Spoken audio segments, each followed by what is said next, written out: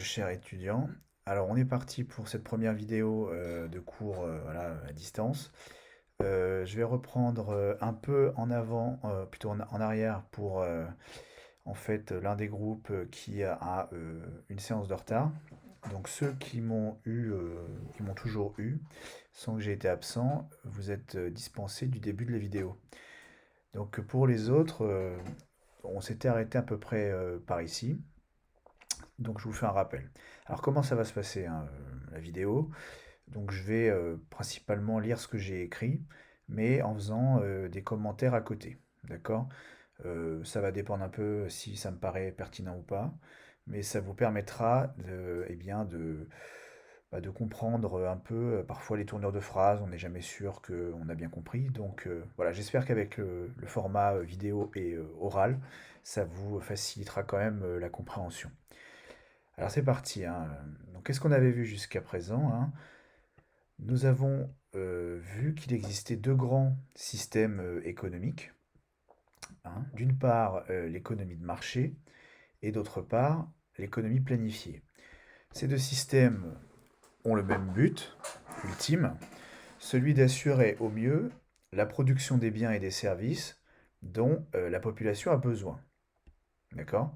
Donc, les systèmes économiques, là vous voyez, je fais un commentaire, les systèmes économiques, ils ont pour point commun l'objectif que les besoins de la population soient satisfaits. Voilà, il y a plusieurs façons d'y parvenir, mais l'objectif, lui, est le même dans les deux cas. Chaque système productif a sa propre logique de fonctionnement pour coordonner l'activité économique. Avec l'économie planifiée, toutes les décisions économiques, à savoir quoi produire, en quelle quantité, quand, hein, il ne s'agit pas de produire au mauvais moment, hein. Si on produit trop tard, eh bien, les gens bah, ils peuvent mourir de faim, par exemple, hein, si la nourriture arrive trop tard. Pour qui? Alors, qui va bénéficier de ce qu'on a produit? Par qui va produire les choses, hein, comment va se répartir le travail? Voilà, c'est toutes les questions auxquelles doivent répondre un système économique. Eh bien, toutes ces questions sont prises dans une économie planifiée de manière dite centralisée.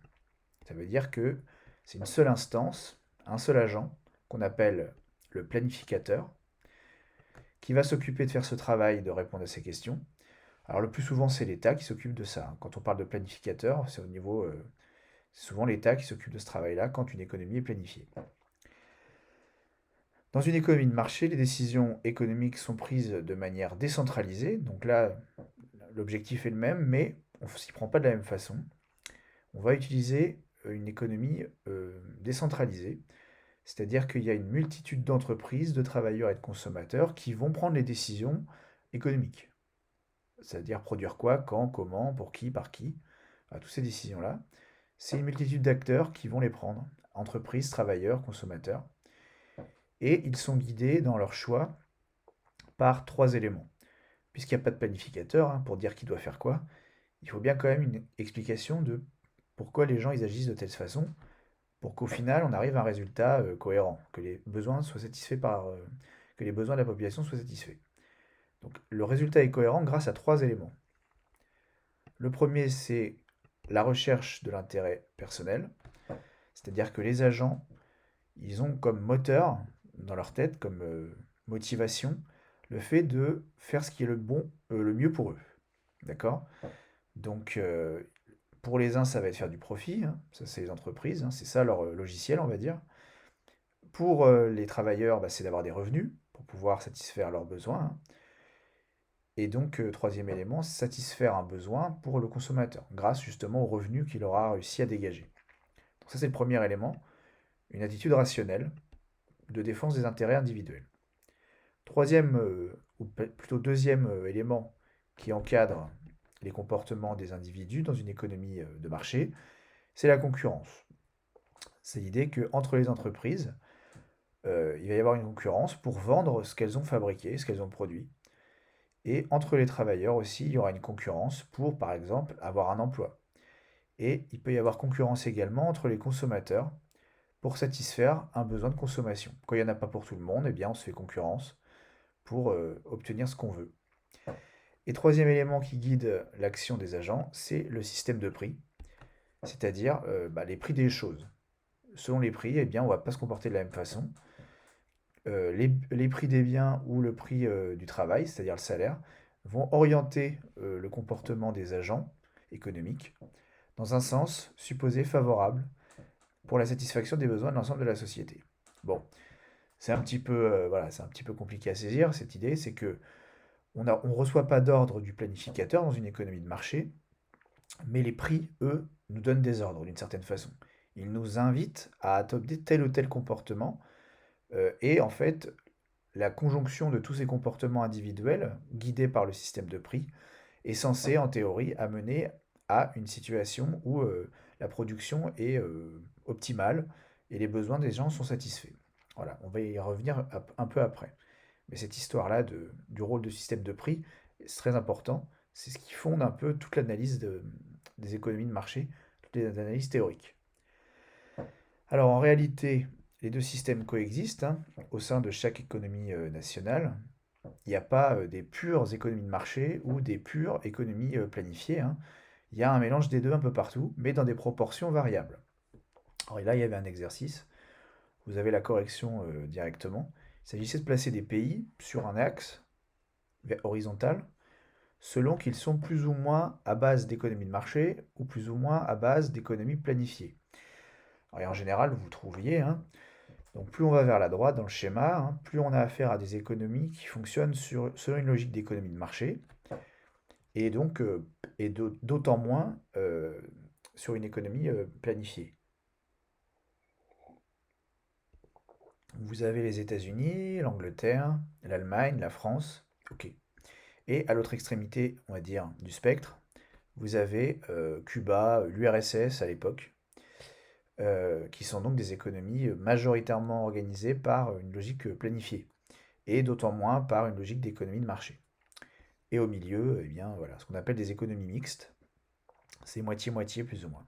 Et on avait dit que eh bien, la plupart des économies du monde allaient vers de plus en plus d'économies de marché, la France notamment, au gré d'ailleurs d'un certain nombre de réformes. Alors bah, ça c'était les questions, on vient d'y répondre. La France donc se dirige vers plus d'économies de marché, très bien. Euh, la plupart des pays du monde se dirigent également vers plus d'économies de marché. Voilà, c'est ça un peu comment dire, la logique actuelle du fonctionnement des économies. On va dire, si vous voulez, pour faire voilà, une petite parenthèse, la plupart des pays du monde s'orientent vers des économies de marché, surtout depuis la chute de l'URSS.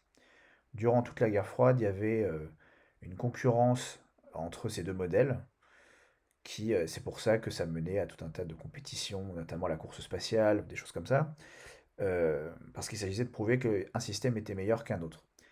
Mais depuis que l'URSS s'est effondré, eh bien maintenant c'est l'économie de marché qui a le champ libre pour se développer dans la plupart des pays du monde grâce à un certain nombre d'institutions internationales. Bon, je referme la parenthèse. Alors une remarque, bon, qui me paraît intéressante que vous connaissez, que vous ayez lue, donc je vais vous la lire, hein. Donc la coordination des activités économiques n'est jamais totalement déterminée par une économie de marché ou par une économie planifiée, ça je l'ai dit. La plupart des pays du monde ont une économie où coexistent ces deux systèmes, je l'ai dit aussi, dans des proportions variables. Quand l'activité économique pour moitié selon l'économie de marché et pour l'autre moitié selon l'économie planifiée, on parle d'économie mixte, où l'État joue un rôle très important dans l'économie. Hmm. Oui, l'État joue un rôle important, mais il joue pas, voilà, l'intégralité de tout le travail n'est pas fait par l'État, ce serait une économie planifiée. Alors ça par contre, je ne l'ai pas dit. De plus, les économies de marché ont toujours une caractéristique supplémentaire. Elles fonctionnent selon une logique qu'on appelle capitaliste. Alors voilà, c'est quand même bien que vous ayez un peu entendu parler de ce que ça veut dire capitalisme. Alors, il est complexe de définir ce qu'est une économie de marché capitaliste, mais il est communément admis par les économistes qu'il s'agit d'un système économique décentralisé, euh, oui c'est ça, décentralisé, où existe une institution particulière, c'est-à-dire le salariat. D'accord? Donc c'est une économie de marché. En plus, il y a ce qu'on appelle le salariat. Qu'est-ce que c'est que le salariat? C'est-à-dire qu'il est possible, j'explique un peu c'est quoi le salariat, il est possible pour un individu, à savoir le patron ou l'employeur, d'acheter le temps et la force de travail d'un autre individu qu'on appelle le salarié, en échange d'une rémunération de ce dernier, à savoir donc le salaire. Il est payé pour son travail par un salaire. Grâce au travail réalisé par le salarié, le patron peut faire fabriquer des biens et des services. Voilà, il vous fait participer à la production, donc dans une entreprise. Il peut vendre ces biens et ces services qui ont été produits et réaliser un bénéfice. Il réalisera d'ailleurs un bénéfice parce que l'argent qu'il gagnera grâce à la vente sera supérieur à ce qu'il a dépensé en payant ses salariés et en achetant les matières premières. Voilà, l'écart entre les deux, c'est le bénéfice pour simplifier. L'accumulation de ces bénéfices permet au patron d'agrandir ou de créer d'autres entreprises. Il va réutiliser cet argent, hein, pour construire d'autres entreprises, embaucher des travailleurs supplémentaires et en les faisant travailler, ces travailleurs supplémentaires, il va pouvoir vendre d'autres choses et dégager encore des bénéfices supplémentaires. Donc vous voyez l'idée, on achète de plus en plus de machines, on crée des entreprises en plus, on embauche en plus, et ça permet à la fin d'accroître les bénéfices. D'accord? Donc cette idée qu'on achète de plus en plus de matériel pour produire plus, faire plus de bénéfices, on appelle ça le processus d'accumulation du capital. Voilà. On accumule des machines, des travailleurs, qu'on paye moins cher que ce qu'ils nous rapportent, et grâce à ça, on fait des bénéfices qu'on va réinvestir pour acheter encore plus de machines et embaucher encore plus de gens pour faire encore plus de bénéfices. Et ça, c'est sans fin. Voilà, c'est l'accumulation du capital. C'est un processus qui n'a pas de, dans sa logique même, qui n'a pas de fin, qui n'a pas de finalité. La plupart des économies de marché actuelles sont capitalistes, d'accord? Il n'y a pas de pure économie de marché, ou alors ce serait un monde où il y aurait que des petits entrepreneurs, quoi. Que des petits travailleurs indépendants qui seraient leurs propres patrons, où on serait tous auto-entrepreneurs. Mais c'est pas comme ça, il y a des grosses entreprises dans nos économies de marché. Donc elles sont capitalistes, je reprends ici, ici, car les patrons cherchent en permanence à accumuler du capital grâce au salariat et à gagner de plus en plus de bénéfices. Voilà les économies dans lesquelles on est. C'est des économies de marché majoritairement, mais en plus elles sont capitalistes. D'accord? C'est-à-dire qu'il y a cette logique d'accumulation de capital. Alors voilà, on a terminé quasiment sur cette partie. Là, le plan, c'est pour le grand 2. Là, on est encore dans le grand 1, mais là, ça va arriver. Donc, nous venons de voir que la plupart des pays du monde organisent leur activité économique surtout grâce à l'économie de marché, et en particulier selon une logique capitaliste. Nous avons également vu que l'économie de la France et d'autres pays se dirige de plus en plus vers une logique d'économie de marché et s'éloigne donc de l'économie planifiée. Pour quelles raisons? On pourrait se demander, hein, comment se fait-il que on abandonne la logique d'économie planifiée pour aller au contraire vers plus d'économie de marché? Bah, la raison la plus souvent invoquée par les économistes et par les hommes politiques est que les économies de marché seraient plus efficaces. Alors j'ai dit serait au conditionnel. Voilà, c'est difficile de savoir en vrai si elles sont plus efficaces. C'est très politique en fait de dire elles sont plus efficaces ou de dire elles seraient plus efficaces. Bon, voilà, je vais rester dans le conditionnel. Serait plus efficace pour assurer la satisfaction des besoins de la population. L'économie de marché permettrait de coordonner le plus efficacement possible la production des richesses, leur répartition, c'est-à-dire le partage, dans la population, et leur consommation, grâce à des mécanismes économiques que nous allons étudier dans la suite du chapitre. Bon, bah pour pas faire des vidéos trop longues, je vais faire une pause, d'accord? Et je reprends juste après.